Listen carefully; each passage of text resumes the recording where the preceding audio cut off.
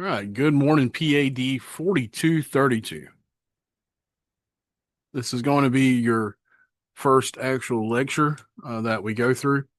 I've kind of let the last 2 weeks be just you read through the material, kind of get a feeling for what is going on with the material and how it works. We'll review some of that, just kind of go through it, and then look over a PowerPoint for what chapter 3 covers.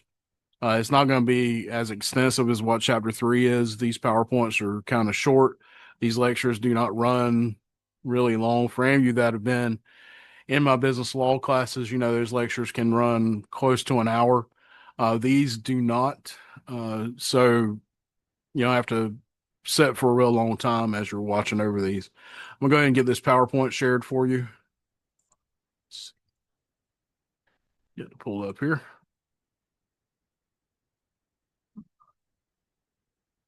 As I'm going through this, just take your notes and make sure that you're following along. You know, you can open up this PowerPoint and follow along with it. I have not adjusted these. What you see here is what you will see on Canvas. So there's not a big adjustment period for it.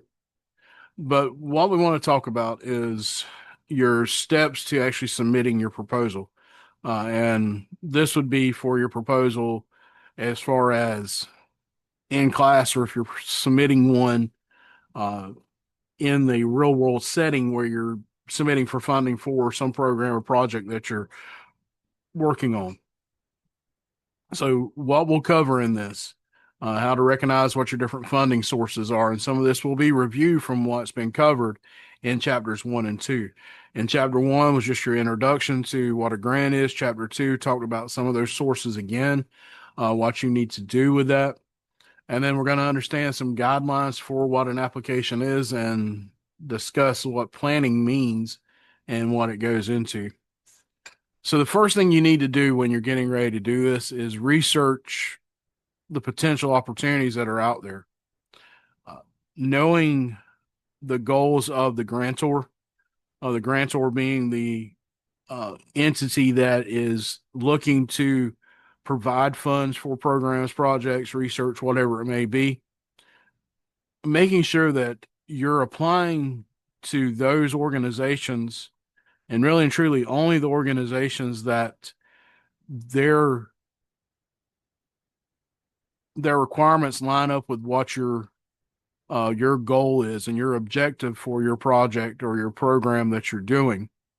Uh, the reason that's so important, you know, I can't stress this enough, and I'll stress it as we go through probably a few of these videos. The reason that is so important is you're spending a lot of time doing this.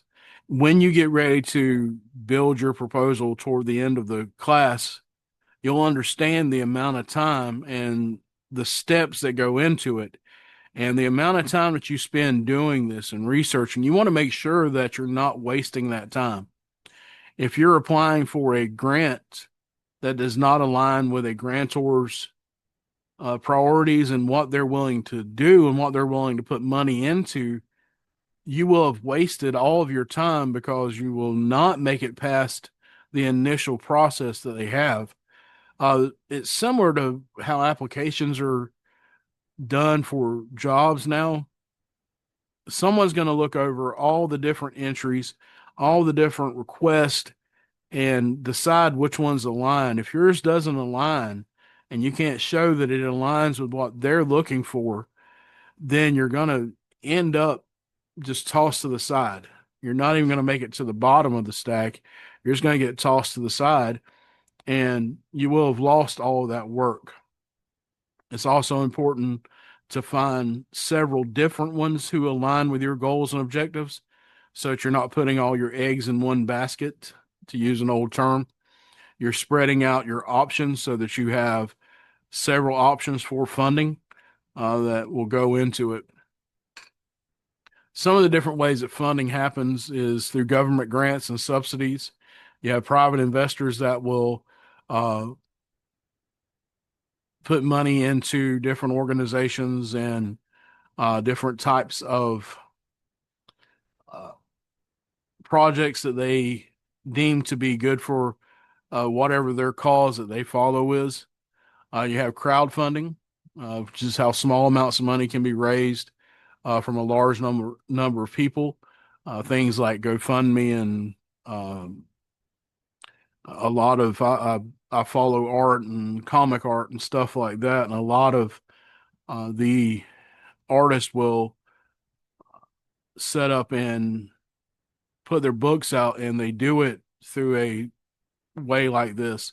They set a number of what they need to raise to be able to publish, and they will reach out to those who follow them on social media, whether that's YouTube, where they may do instructional videos, or any of the other social media avenues, and ask them to fund or pre-purchase a item from them.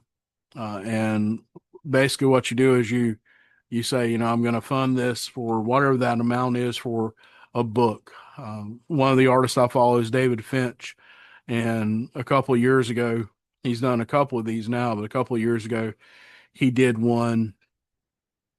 And actually, it's been a little over a year ago now. He did a book with all of his, or not all, but the high points of art that he did for Marvel Comics when he was drawing for them. For any of you who follow that type of stuff, the New Avengers was one of a creation between him and the writer at the time over uh, that book, and a lot of the things that you see when it comes to that and the design of certain characters was what they did. He was actually invited to the premiere of the Thunder Thunderbolts. He was invited to that premiere because it was eventually tied into the New Avengers. But he did that, put the book out. Now, his book was funded within the first few hours of it being out there because he's so popular and so many people follow him. His following just on YouTube, subscribers to the channel that he was using on YouTube, he doesn't do it much anymore because he's doing a lot of traveling uh, with his profession. But the YouTube channel he used, there were over 500,000 subscribers just on that that would watch any given night when he would live stream. You'd have, you know, several, hundred over 1,000 sometimes watching. Corporate sponsorships are another way that money is done.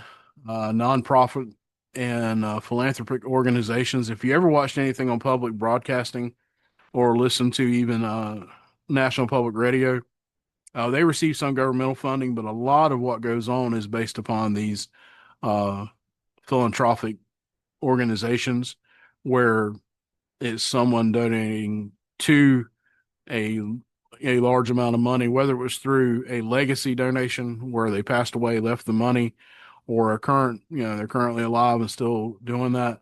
One that you used to see on a lot of stuff was the John D. and Catherine T. MacArthur Foundation, ones like that. You have a lot of these different ways that you can receive funding, but in all of these, you need to make sure that it lines up with the folks you're looking to invest in it. Even crowdfunding. With crowdfunding, you're going to have to seek out these investors. You want to make sure that it's like-minded individuals who would donate to what you're trying to get done. You also have things like loans and credit. You have venture capitalists out there, angel investors, research and development funding, that grants that are done for that, revenues from your operations. Some of this funding that you have that's going on like this is being created by the organization itself, or things that you'll list in your budget as you go through. Any monies you receive from any of these type of items will be something that when we get to the budget in that chapter, you would want to include. Partnerships and joint ventures, when you have someone who is joining in with you in it that can put funding in, those type of sources.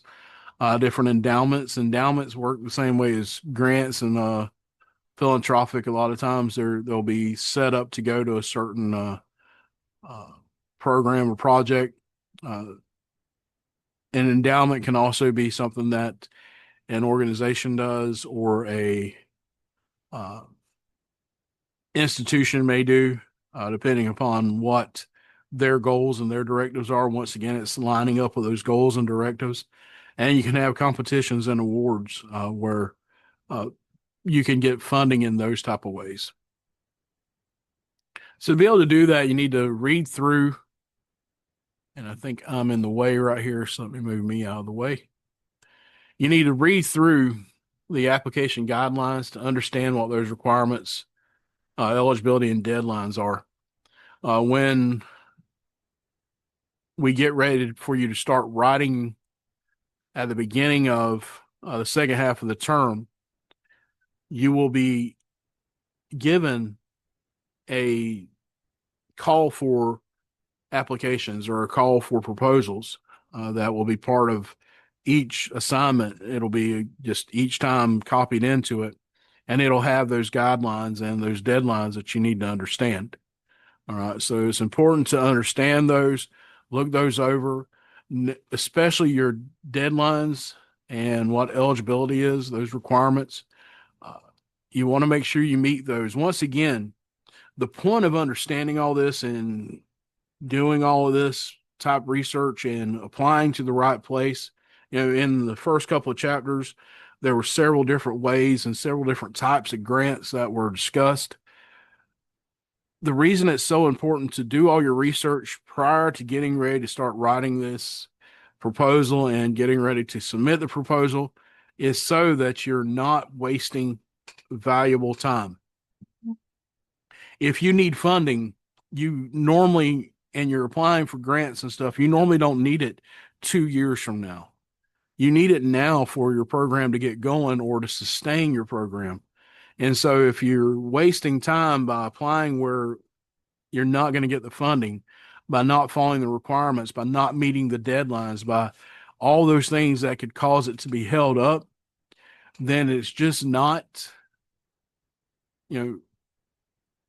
worth the time you spent building it, because you've wasted valuable time, a lot of times resources trying to get to this point.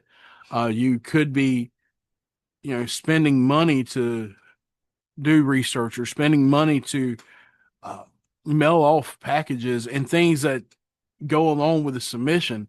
So it's so important to make sure that you're meeting those guidelines and understanding what those requirements are. So for the class, you have a requirement that certain pieces of your proposal have to be turned in by certain dates.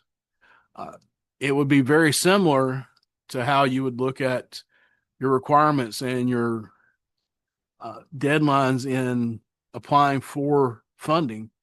If you're doing this as a true project or a true program, your eligibility requirements will ensure that you or your organization meet all the criteria outlined for applicants. There will be a specific criteria of what they're looking for, whether that is based upon the actions that you're doing, what your program specifically is doing, the area your program is in. Understand that sometimes grants are specific to certain regions or certain uh, local programs and projects. So if it's a program or project that's set up for Jacksonville and you're in Gainesville applying for it, well, the chances of you getting that could be, a lot lower because you're not in the uh, geographic area. Sometimes it's socioeconomic issues and it's lower income areas. So if you're building a playground and you're putting it in a more affluent neighborhood, trying to get funds from a grantor that works specifically in lower income areas would be outside of what your eligibility requirements are, probably not going to match up with that. Make sure in the process of the application you're following those detailed steps for submitting your application. It could be that you have to submit, like you will for class, submit a simple, get to know you type item before you submit the full proposal. It could be that you have to submit some history of your organization before you can move to the next point or your next checkpoint in the process. So make sure that you understand what those steps are. There's going to be detailed steps. Very seldom will it be just submit it and there's going to be steps that you have to follow. There may be a actual application plus a proposal that's written. A lot of times you do have that for government funding. You have an application you're going to fill out, plus you're going to need to write a proposal. So make sure that you know what needs to be submitted and when it needs to be submitted. Know those deadlines. I can't stress enough to know your deadlines. Uh, it's real easy for me as a professor when you send me an email saying that, hey, professor, I got behind on this, this happened, that happened, life got in the way, whatever it may be. Well, when you're submitting for funding, they may not be as willing as I am to listen to why you didn't submit your assignment on time or why you didn't get the proposal in on time. Their deadlines are normally going to be hard and fast. You're not going to have any leeway, and they're not going to take excuses for not getting things submitted when you should have gotten them submitted. Know what forms and or what platforms even that they want to use for submission. It may be something where they do things the old-fashioned way and everything has to be mailed in. Or it could be that they have an online application and an online submission platform for you to submit all your information and your proposal and whatever other documents they may need, your budget and all those things. So understand how submission has to work. So that's one of the steps in it. Of course, that final submission, but how do you do that? You need to know, you need to understand that. Understand what the expenses a grant covers and does not cover. A grant for $250,000 may not allow you to use it for salary for employees of the organization. You need to know that. You need to know, can I cover incidental expenses? Can I cover things like salary? Can I cover travel? Some grants may be specifically for buying the implements in your program. If you have an after school program helping youth learn to read and write and go beyond what's taught in school, which we all understand that there needs to be some extra input there. And if that's the case, that grant you're applying for may only be to cover the price of books, pencils, paper, or even, the cheap $150 Chromebooks or whatever for them to do their work on. And it may only cover that. So you need to know what expenses you can use the funds for if you receive those funds. If there's any restrictions on that, normally you're going to have to report how you're spending it. So when those restrictions show, understand that when you report what you're doing, and a lot of grantors will want you to report on how the money is spent. Show them that you're doing with their money what you said you were going to do with their money.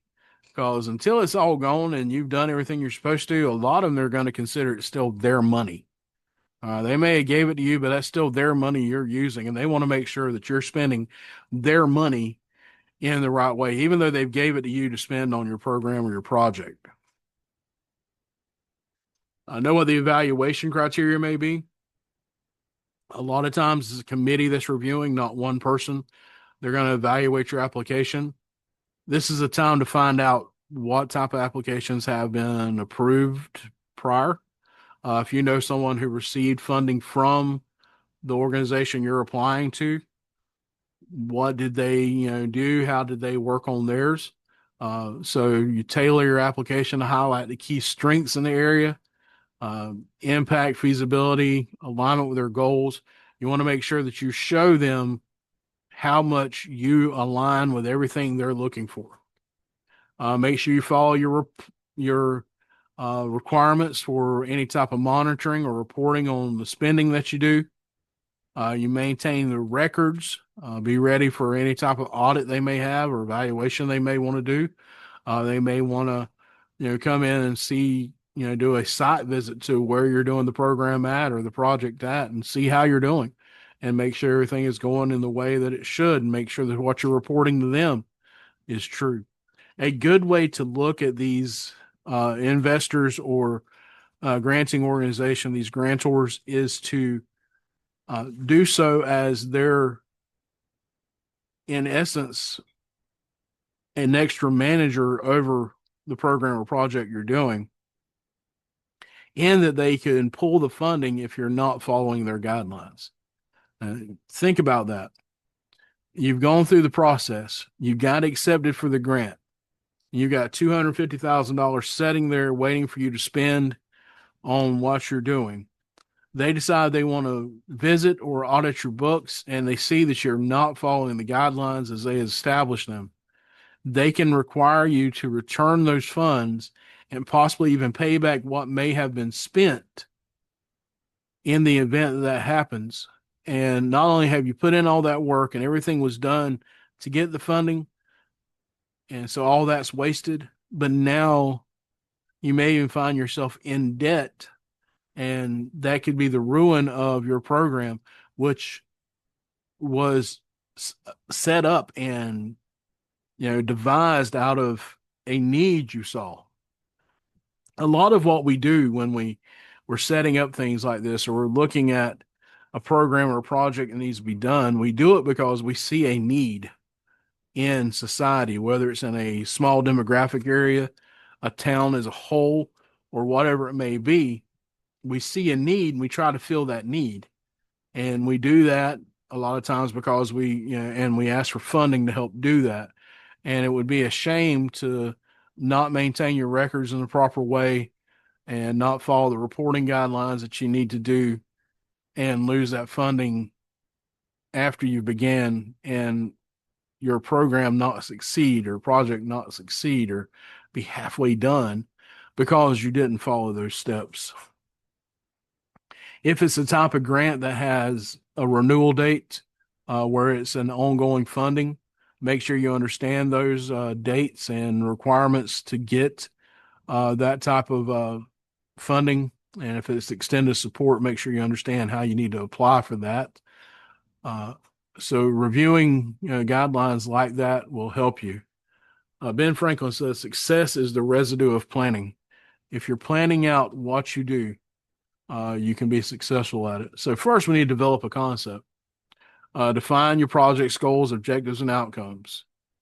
Create a concise and compelling project summary. I'm going to ask you to do this as one of your assignments when we get closer, when we start the second half of the term. So one of your assignments will be to develop that concept. I've included an example project summary in the PowerPoint just so you can look it over. I'm not going to go over the whole thing, but it is a project summary. So check that out in the PowerPoint so you can kind of get an idea of what that is. It can be helpful to form a team in your submission process. Get the folks that who have expertise that will help you. And a lot of times grantors want to see that the people they're giving the money to know what they're doing with it. They have some type of idea with this. Find somebody who is experienced at writing proposals and they can review it for you. It never hurts to have someone look over what you've done.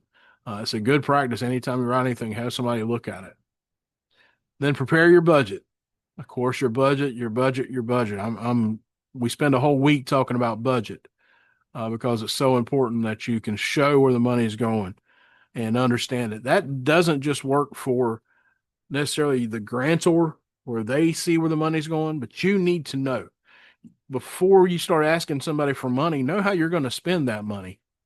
If you're asking somebody for a loan, you get on rougher times and you ask somebody for a loan to help you buy groceries and you go out and you buy alcohol with it. Well, you're not doing what you were supposed to do with it. Or if you ask them for money to help you buy groceries for the week and you buy one meal that takes all that money, then you're still not following what you said you were going to do. A budget keeps you on track for what you're doing with your program or your project. The budget says I'm going to spend X number of dollars on materials, X number of dollars on personnel, X number of dollars for incidentals. I may need to travel for this, whatever it may be. I'm showing where that money is going to be at. I'm putting an earmark on that money to where that money is going to be spent and the amount that I expect to spend. Now, we all know that sometimes a budget is what you've budgeted for it, and sometimes things will come under budget or go over budget. But it's a good idea to maybe plan for that contingency and having a contingency fund that is earmarked for those type of things. So here's a sample budget. The sample budget is also something you can find toward the end of the book. And when we get to the budget, you'll be able to see that a little bit more. So gathering supporting documents, another step that you have to take. Any necessary supporting documents, letters of support, resumes of your key personnel, maybe evidence of successful projects that you or your team have done. They may be required by the grantor to see that, this isn't just some person sitting in a room somewhere thinking they have a real good idea and wanting to start something. No, you've done some work here. You've looked into it. You've looked at others who, done this stuff. You've asked them what helps. You've taken a class that teaches you, or you've at least read a book that teaches you how to do this or walks you through the steps. You've done something that will help you. You have folks working with you that they have a history of these type of things and making these type of projects successful. Show that in what you submit to the grantor. And of course, you're going to write a proposal. You're going to do a draft. Make sure that your sections are there, your executive summary, your needs assessment, your project description, how you're going to implement, your evaluation, what sustainability is. Those type of things are covered all the way through it. And then always review and edit. Before you submit, always review and edit. You should do this for anything you do, assignments that you turn in, or anything you're doing for maybe the job you work or whatever it is. Make sure that you're reviewing and edit before you submit anything. Make sure it's clear, coherent. Once again, going back to that alignment with the guidelines, check your grammar, your spelling, your formatting. A good rule of thumb in formal writing is make sure you try to avoid sounding too familiar. Make sure that you're being formal in what you're doing and make sure your formatting is correct. And then have somebody look it over. Somebody that you know that they've written these before, or someone who is real good at just editing and looking at documents when they're done to make sure that it looks good. And then, of course, you got to submit it. After submission, though, you need to follow up, make sure that your application was received. Then follow up with the funding agency or the grantors as they're looking it over to check on it. Be prepared to answer any additional questions that maybe did not get covered. And then once you've received that award, then make sure you're monitoring and reporting in the way that you're supposed to. A program grant, by definition, provides funding for ongoing activities and operations of an organization. The purpose is they support a broader organizational goal. They're typically done over a longer period of time. So if you're doing a program that you plan to last, it's not going to be a one-time thing. Your project or whatever you're doing, the money you're looking for, if you're going to need it for a longer period of time, look for those that support those type of grants. This could be a community outreach program of some sort, some type of educational initiative, public awareness campaigns, healthcare services, those type of things. Once again, make sure that you're looking for funding that meets your needs. All through this, I talked about aligning with the goals of the grantor. Well, your needs are one of the things you need to make sure aligns with the goals that you have, and that all that aligns with the guidelines and the requirements that the grantor has. Longer period of time, if it's a one-time grant, it can be helpful now. Never ignore a one-time grant that can help you now, because you know, if you have a long-term project, just be prepared that you're going to have to apply for more funding. Uh, but that one-time grant can still be helpful, but align with ones that can sustain you and carry you through. Project grants are different in that they normally are designed for a project and they go for the duration of the project. Whether that's just a couple of months for it to be done, or a couple of years, but normally these will have a definite termination date. So if it's for a research study, it's when that research study is completed. Um, a pilot program, once it's no longer a pilot program, or some event that you're trying to put on that you need funding for. All right, we'll ignore that slide. All right. All right, so that is a quick rundown of chapter 3. Covers a couple of things that may not necessarily be in chapter 3 of the book, but it's uh, what the module covers, and information that reviews some of what's already been gone over and some of what you'll probably see coming up, right? So, we're gonna do a whole chapter on the budget. We're gonna do chapters on other pieces of this, your submission and stuff like that. All right, so make sure that you're reading through these and understanding these. When you do the questions at the end of the chapters, make sure that you're, really understanding what those questions are and your discussions. So the first discussions that were turned in were good. Uh, a lot of good discussion on those. Keep that up. Make sure that you're, being detailed in what you're talking about there. You've got plenty of words to use to cover that.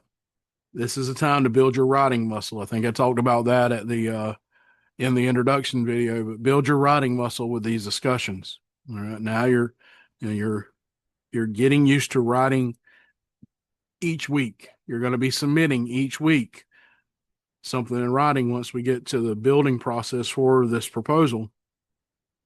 And so keep that writing muscle moving, keep it going. All right. And that's it for this week. Make sure that you reach out to me if you have any questions or anything. Let me know how the book is going so far. You can send me an email. Let me know that the book is now published, but it still can always be, amended or fixed in some way to improve readability or whatever for those that are using it. So let me know what you think about it. Anything that just seems a little odd in it, you can reach out to me about it. Sometimes it may just need to be a little clarified for you as a student.